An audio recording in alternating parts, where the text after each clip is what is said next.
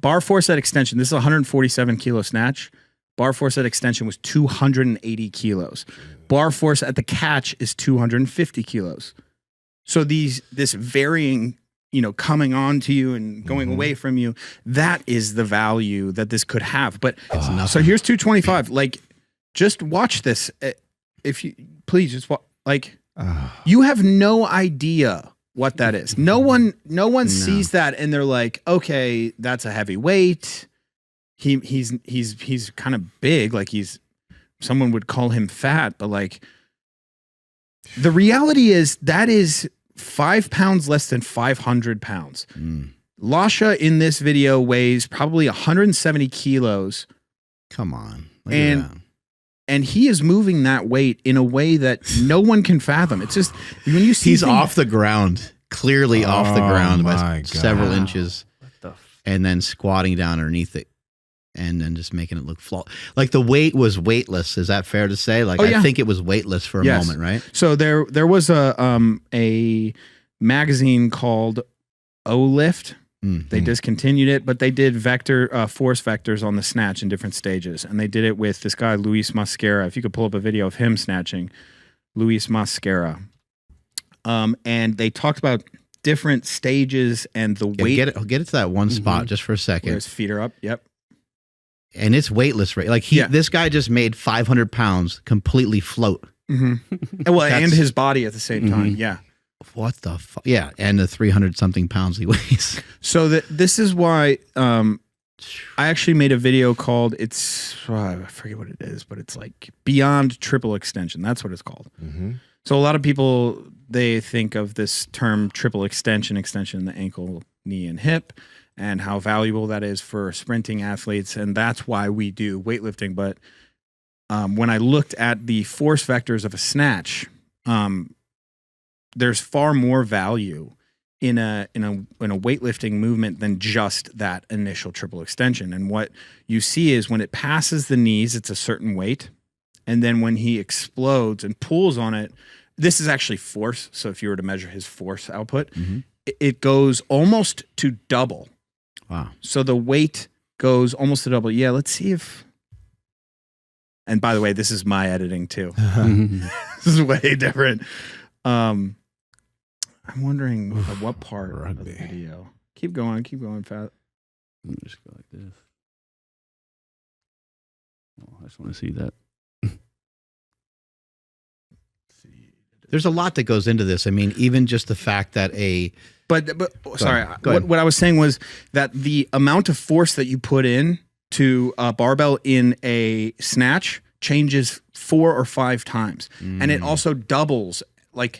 So upon receiving it, it's a 150 kilo snatch. And when he's receiving it, they measure the force of being almost 190 kilos. And then when he stands up, it goes back to being 150 kilos. That's why it's such a crazy sport. There's so much coordination, and there's timing of you getting underneath the weight. You're dropping down extremely quickly, and then you're also absorbing. You're also absorbing a lot of force, and it's kind of hard to think about other lifts that you might do in the gym where you would encounter something similar, like on a squat or bench or deadlift. It almost doesn't seem like those same attributes are there, because in Olympic lifting, you're throwing the weight up, and then you're getting underneath it. You got to catch those weights. It's the force velocity curve of a deadlift is constant pretty much. But the one, in a snatch. So bar force at extension, this is a 147 kilo snatch. Bar force at extension was 280 kilos. Bar force at the catch is 250 kilos. So this varying, coming on to you and going away from you, that is the value that this could have. But obviously, I'm not going to sit here and develop robust snatching technique with general athletes. I understand that. I understand that this is a sport in itself, and that we don't want to spend a ton of time teaching people how to be perfect at the snatch so they can get better at their sport. However, there are variants of both movements, of all of there are distant cousins of the snatch and the clean and jerk that we can use and we can transfer over really fast to athletes. The girls in Olympic lifting are phenomenal, by the way. Yeah. They're beautiful. I mean, they look jacked. They're able to lift some heavy ass weight. And I know sometimes people, females and people sometimes are worried about like gaining too much size or getting bulky or something. But these girls look awesome.